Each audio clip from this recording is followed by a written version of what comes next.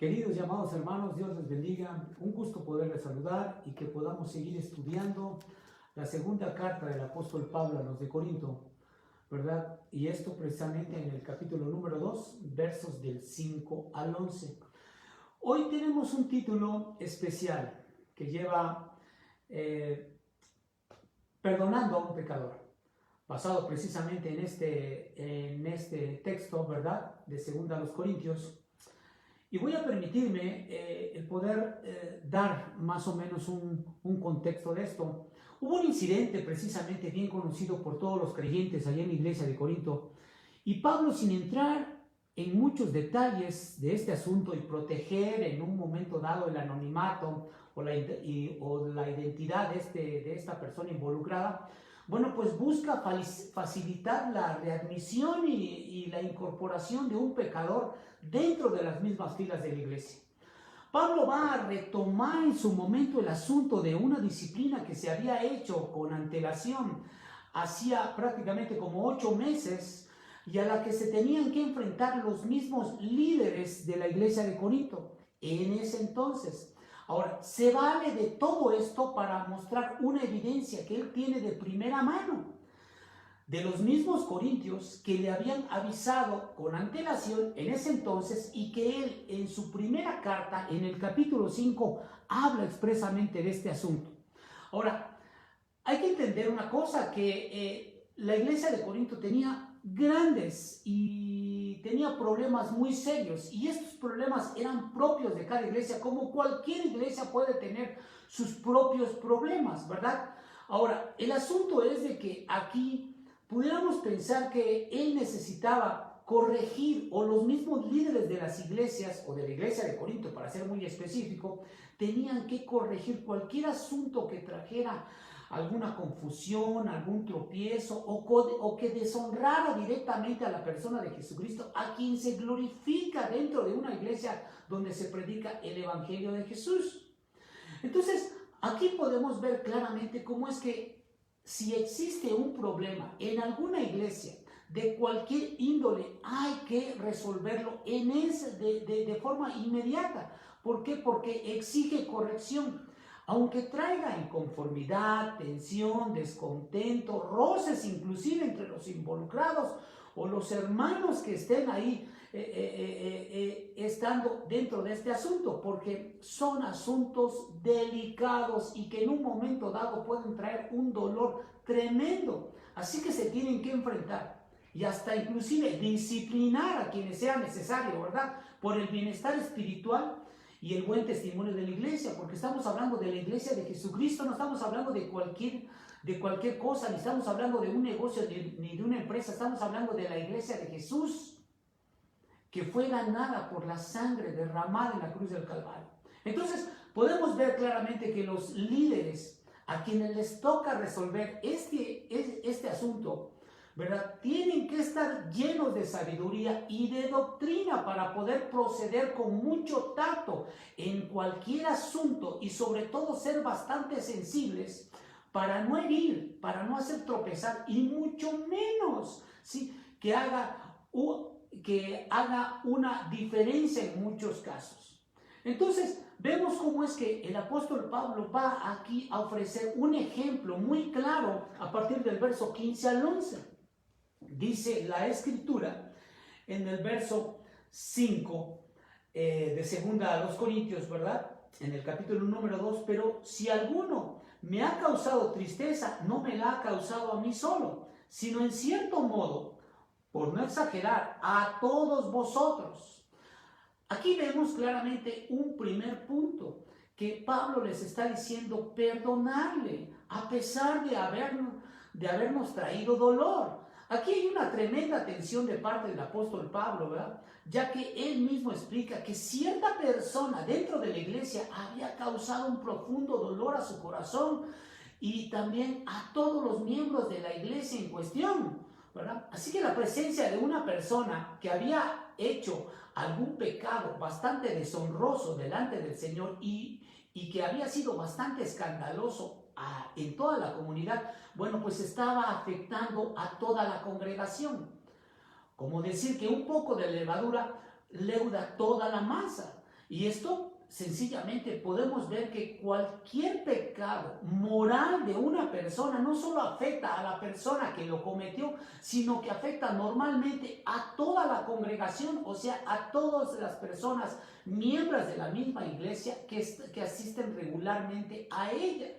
Entonces podemos ver claramente que la ilustración de la levadura y de la masa, bueno, pues se aplica perfectamente al miembro que había cometido, en este caso, incesto o adulterio, ¿sí?, dentro de la misma comunidad, pero que esto se había permeado dentro de la misma iglesia, como también esto se puede aplicar, le puede aplicar tristeza a cualquier persona que en su momento, bueno, pues que aparte de que sea creyente, pues tenga un dolor en su corazón por una persona que ha sido afectada de esta manera.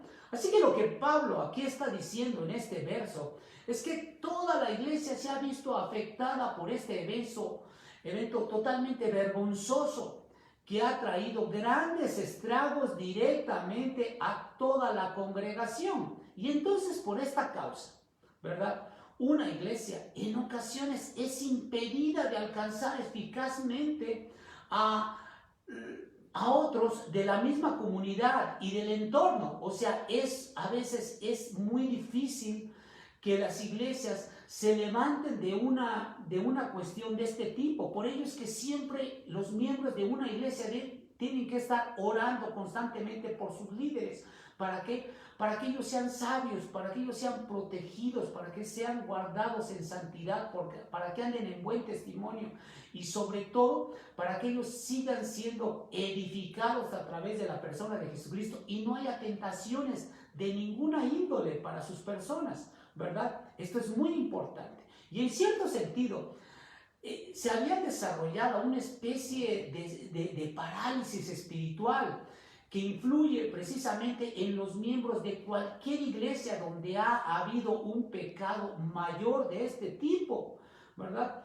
Entonces, podemos ver claramente cómo es que el apóstol Pablo ya había dicho en versos anteriores que él, pues no quería ser demasiado severo directamente con ellos, ya que en su momento, bueno, ellos habían sido tolerantes, y esto lo dice en la primera carta, en el capítulo 5, ¿verdad?, respecto a este asunto. Entonces, cuando él se entera de este problema que había sucedido en Corinto, bueno, vino a la ciudad, pero su visita fue bastante dolorosa, puesto que las acciones que tuvo Pablo al momento de enterarse de este asunto, bueno, pues vio prácticamente algo deshonroso delante de Dios.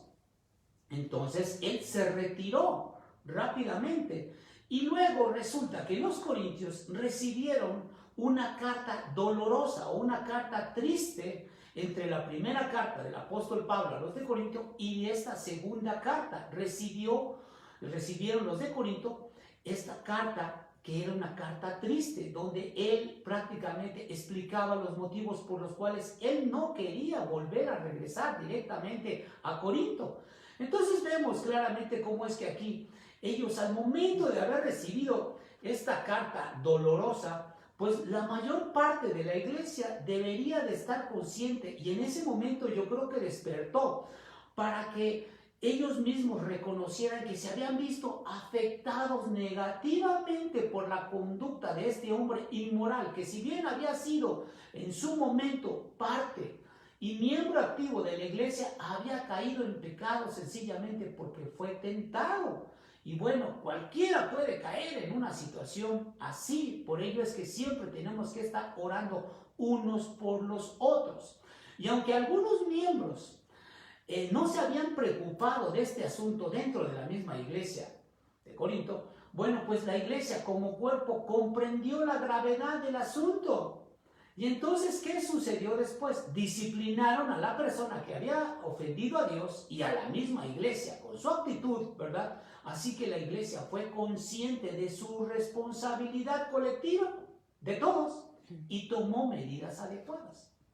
Ahora, a partir de este momento, a partir de lo que es el verso 6 y 7, Pablo va a tomar una actitud de alguna forma condescendiente. Y él dice ahí, le basta a tal persona esta reprensión hecha por muchos, Así que al contrario, vosotros más bien debéis perdonarle y consolarle para que no sea consumido de demasiada tristeza. Vemos un segundo punto aquí, que Pablo lo que les dice es perdónenle y denle consuelo. Y dices, ¿cómo es que primero, ahora sí que nos dices que lo reprendamos y ahora resulta que nos dices que le perdonemos? Pues ¿cómo está? Pablo está diciendo aquí claramente, en mi opinión, el castigo que se le impuso a la persona que pecó, creo que ya es suficiente. Pablo está hablando así porque 8 meses antes, cuando él había enviado su primera carta a los de Corinto, bueno, se había suscitado este problema. Él después fue, repito. Y entonces resulta que pasado este tiempo de 8 meses, bueno, él considera toda esta situación, viendo verdaderamente y enterándose de primera mano por vía de los mismos corintios, que habían enviado unos líderes al final de la primera epístola, ¿verdad? ¿Qué sucede? Que él dice, bueno, hay que reconsiderar toda esta situación, hay que pensar en la persona que verdaderamente puede estar arrepentida, porque a cualquiera le pudo haber pasado esto. Lógico que en todo caso cualquiera está inmiscuido de esta situación y no podemos marginarlo. Entonces, él aquí está diciendo prácticamente que si bien la iglesia ya había aplicado en su momento a uno de sus miembros las normas disciplinarias dictadas por el mismo Señor Jesucristo en Mateo capítulo 18, verso 15 al 17, donde dice claramente que si tu hermano peca contra ti, ve tú y exhórtale, tú y él solos. Si no te escucha, ve con 2 o 3 testigos y también exhórtale. Y si no te escucha, bueno, tómalo como gentil y publicano, ¿verdad? Entonces, estas normas habían sido señaladas también por el apóstol Pablo en su momento directamente a los líderes de esta iglesia. Así que podemos ver claramente que esta es una responsabilidad de la iglesia y de sus líderes. ¿Cuál? La de disciplinar o sancionar las acciones de cualquiera que transgreda la ley de Dios, ¿verdad? No importa el escalafón donde esté ubicada la persona, siempre tiene que haber disciplina. ¿Por qué razón? Porque Dios así lo dictamina a través de su palabra y nadie, ¿sí?, está por encima de la misma palabra de Dios. Así que delante de Dios todos somos iguales. Y si hay que exhortar a uno, también tienen que exhortar todos con la misma vara, ¿verdad? ¿Por qué? Porque así es como lo establece nuestro Dios a través de su palabra.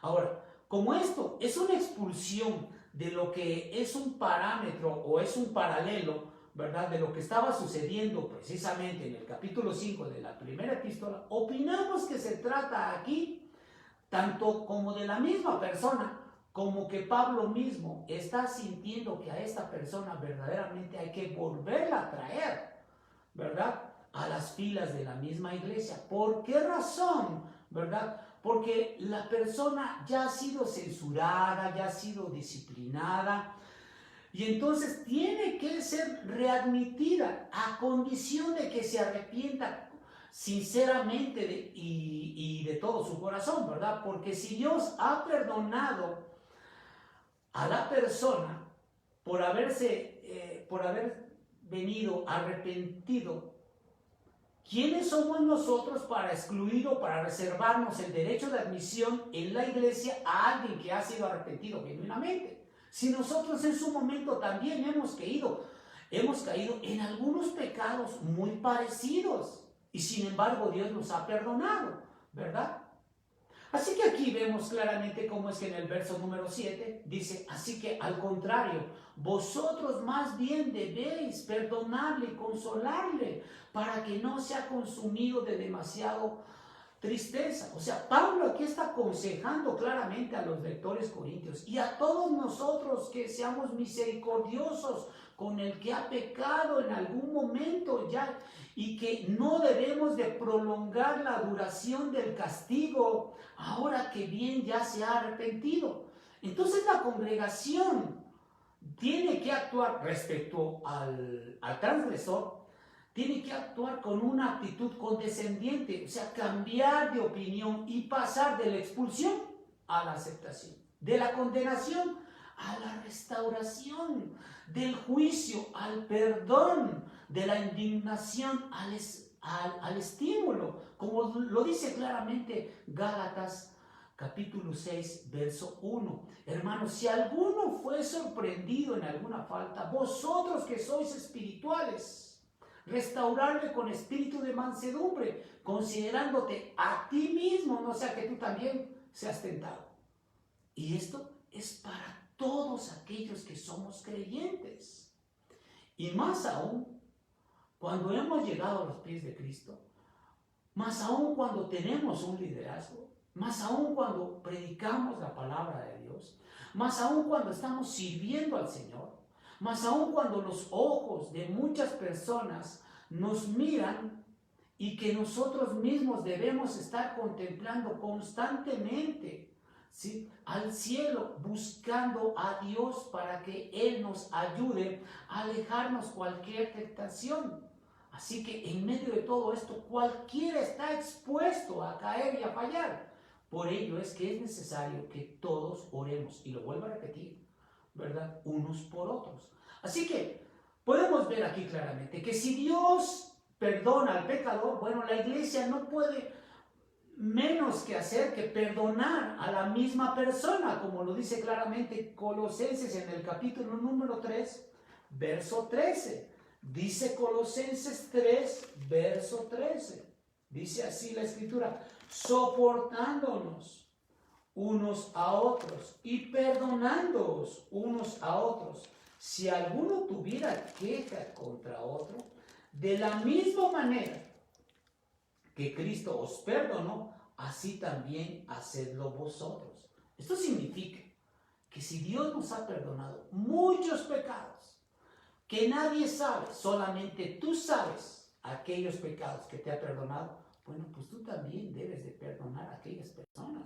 ¿Por qué? Porque Dios ha sido muy paciente, ha sido muy misericordioso, ha sido muy condescendiente. Y la razón por la cual hemos llegado a los pies de Cristo es porque Dios no nos ha rechazado. Por el contrario, siempre fue paciente para que nosotros pudiéramos ser consolados a través de ¿qué? De su amor.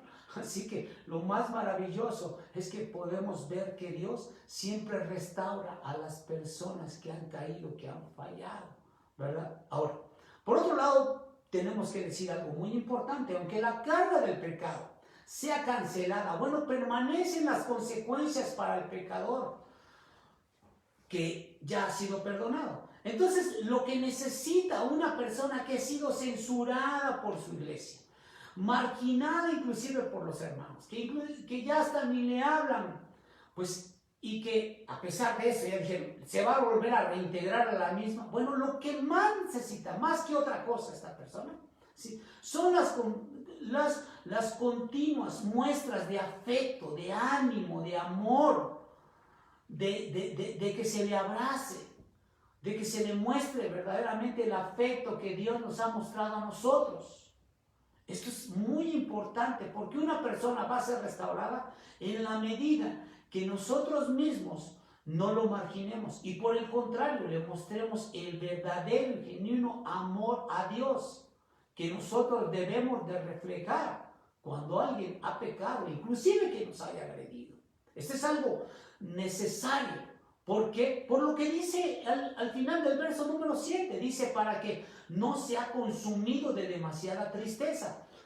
Aquí hay que entender algo muy importante. La vergüenza del pecado y el dolor al rechazo son parte de una naturaleza que el mismo pecador tiene que enfrentar.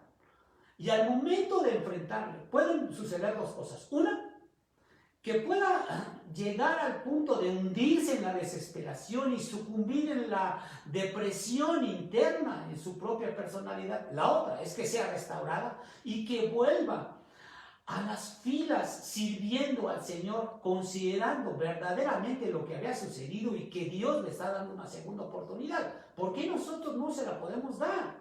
Por esta razón, entonces exhorta a los corintios, el mismo apóstol Pablo, a que acepten y restauren a dicha persona como un hermano genuino en Cristo, ¿verdad? Porque es parte de la familia en la fe. Ahora, no debiéramos permitir nunca, ¿verdad?, que un pecador arrepentido y perdonado se aparte del cuerpo de creyentes y abandone la fe por la falta de amor de la iglesia, por favor. O sea, si algo debe de haber dentro de una iglesia es amor de Dios, de los hermanos hacia los otros hermanos. Es una característica clara en una persona que es genuina y verdaderamente creyente. Pero si nosotros nos pasamos marginando, exhortando, diciéndole a las personas lo que tienen que hacer y que mostrando que nosotros somos los más perfectos y los que verdaderos hijos de Dios, no vamos a llegar a ningún lado, porque lo único que estamos haciendo, estamos apartando a todas las personas de nuestro entorno, porque entonces nosotros somos los perfectos y a veces hasta nos sentimos la cuarta persona de la Trinidad, y esto no es así. Tenemos que mostrar el amor de Dios. Es correcto que debemos de exhortar a las personas. Es correcto que a veces tenemos que llamarles la atención, pero lo tenemos que hacer con un amor, como lo hacía mi Señor y Salvador Jesucristo. Esto nos lleva a un tercer punto, mis queridos hermanos, que es perdonándole con un amor sincero, ¿verdad? Dice el verso número 8, por lo cual os ruego que conforméis el amor para con él. Aquí el apóstol Pablo dice conforméis, o sea, estructúrenlo de tal forma que él se sienta confortado, que se sienta entre hermanos, que se sienta entre la familia del Señor. Ahora, hay que entender algo, ¿sí? Cuando un grupo de personas ha sido ofendidas por alguien, aún dentro de la misma iglesia, bueno, pues deben de superar todas las dificultades para perdonar de todo corazón. Y especialmente si estos están vinculados entrañablemente con el agresor. Pablo lo que está haciendo aquí es animar a los mismos corintios a que muestren un sincero afecto y ayuden a la persona que tiene que ser restaurado. Debemos demostrar un amor sincero y genuino. Debemos demostrar un amor al pecador como Jesús lo hizo. Y como claramente lo dice en su palabra, mi Señor y Salvador Jesucristo, en el Evangelio de Mateo, versos 37 al 39. Amarás al Señor tu Dios con todo tu corazón, con toda tu alma y con toda tu mente. Este es el primer mandamiento. Y es grande mandamiento este. Y el segundo es semejante: amarás a tu prójimo como a ti mismo. Tenemos que amar a estas personas que han caído, que han fallado. ¿Sí? ¿De qué me sirve amar al Señor si no amo a aquellos también que han caído? ¿Verdad? Tenemos que amar. Y creo que la muestra del amor perfecto es la persona de Jesús. Y nosotros buscamos y estamos en esa meta de tratar de alcanzar ese amor, ¿verdad? Número 4, mis queridos hermanos, Pablo les dice perdonándole, mostrando obediencia a Dios. Vean cómo dice el verso número 9. Porque también para este fin os escribí, para tener la prueba de si vosotros sois obedientes en todo. Cuando Pablo dice para este fin os escribí, él tiene en mente su anterior correspondencia, o sea, la carta triste, no la primera carta a los Corintios, sino esta carta triste, ¿verdad? Que vuelvo a repetir, está dentro, en medio de la primera carta a los Corintios y la segunda. Y el propósito de esta carta del apóstol Pablo es someter a prueba a los mismos miembros de la iglesia para que averigüen ellos mismos en su corazón si realmente son sinceros en sus cuestiones espirituales, si realmente son sinceros al momento de decir, sí, le vamos a amar, ¿verdad? O como mucha gente dice, sí, perdono, pero no olvido. ¿Cómo es eso? Aquí el apóstol Pablo está esperando que demuestren ellos su obediencia a Cristo. Y que esta misma obediencia sea probada mostrando un amor sincero al pecador arrepentido. Yo sé que a veces es muy difícil amar a una persona que ha fallado, pero con el tiempo tenemos que aprender a volverla a amar. Y entre más pronto mejor. ¿Por qué? Porque si restauras tu corazón, restauras la herida que puedes tener. Esto es algo muy importante para todos nosotros, ¿verdad? Y esto nos lleva a un quinto punto.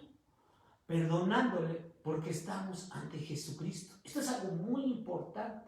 Si tenemos que mostrar el amor de Dios, es en la persona de Jesucristo, a quien reflejamos, y nosotros debemos demostrar un amor y no precisamente un rencor y un odio hacia las personas que tenemos alrededor. Así que dice el verso número 10, y al que vosotros perdonáis, yo también, porque también yo lo he perdonado.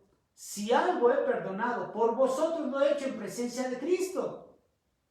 Pablo aquí está hablando como un padre a sus hijos espirituales en la familia de Dios.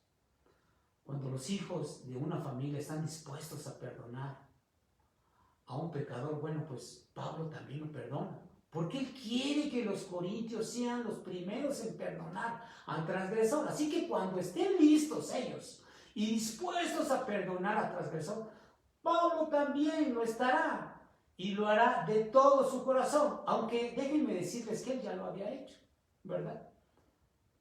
Dice el verso 10, ahí mismo, porque también yo lo he perdonado, si algo he perdonado por vosotros lo he hecho en presencia de Cristo. Pablo no le guarda rencor a este ofensor que haya hecho a lo mejor estragos y haya hecho tropezar a alguno. Ya se había ocupado del asunto con antelación antes de escribir esta carta, puesto que al momento de escribir esta carta pues ya había él puesto en su corazón el perdonarle. Y él muestra un espíritu condescendiente, de un amor genuino hacia este pecador, hacia esta persona que había ofendido a la iglesia y a la misma persona de Jesucristo. Ahora, cuando Pablo dice aquí, si algo he perdonado, está calificando el problema en este preciso momento, ¿verdad? Como algo pasado, como que algo ya tiene que quedar en el olvido de este asunto, como algo que ya tiene que cerrar completamente la herida. ¿Por qué? Porque estamos en la presencia de Jesucristo, porque Él es nuestro Salvador. Él es quien sana toda herida, por lo cual muestra el apóstol Pablo un espíritu completamente perdonador, a pesar de cualquier circunstancia y alcance que pueda tener en la vida de todos los creyentes, ¿verdad? ¿Por qué razón? Por lo que dice entonces el verso 11. Y el verso 11, fíjense nada más cómo menciona el verso 11. Esto es una advertencia para todos nosotros, para que Satanás no gane ventaja sobre nosotros, pues no ignoramos, ¿qué cosas? Sus maquinaciones.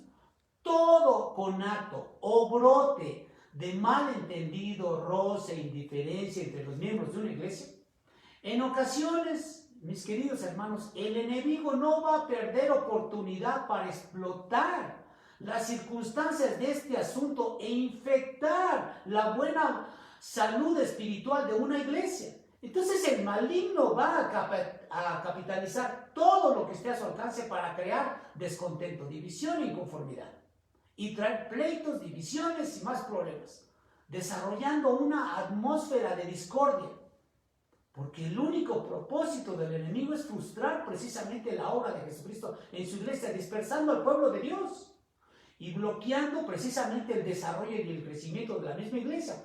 Así que el apóstol Pablo está señalando que él y los corintios deben de tener muy presente que el propósito del enemigo es zarandear siempre a los siervos de Dios y a los miembros de la iglesia, como a trigo, ¿verdad? Y buscará siempre la ruina espiritual de todos los creyentes. Entonces podemos concluir aquí de forma contundente que en un momento dado, abrigar en el corazón mala voluntad hacia el pecador arrepentido, en vez de mostrarle un amor, misericordia y gracia, son herramientas que el maligno va a utilizar y que sabe manejar para destruir el corazón de los creyentes.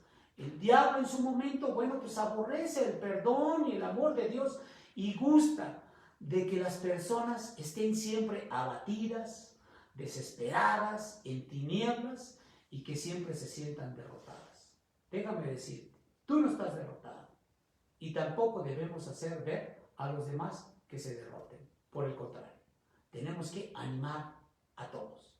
Como creyentes, Somos una familia en Cristo y debemos de buscar siempre la consolación, el buen ánimo y el amor de Dios.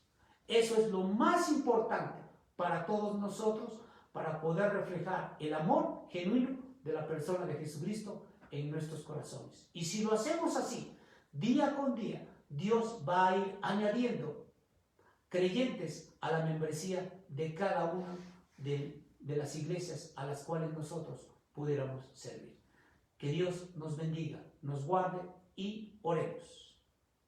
Padre, te damos las gracias, Señor Dios, por tu amor, por tu misericordia, por las bondades que recibimos y porque también, Señor, tú depositas en nuestro corazón el deseo ferviente de poder perdonar a aquellas personas, Señor, que pueden traer ofensa a la iglesia o a la persona de Jesucristo. En tus manos las depositamos, Señor Dios, rogándote para que tú también perdones nuestros pecados y nos ayudes a ser entendidos y amar a aquellas personas que tú también has perdonado y que también amas, Señor Dios. Lo ponemos en tus manos y lo rogamos en el nombre precioso y poderoso de nuestro Señor y Salvador Jesucristo, a quien sea toda la gloria por todos los siglos. Amén. Dios nos bendiga, mis queridos y amados hermanos.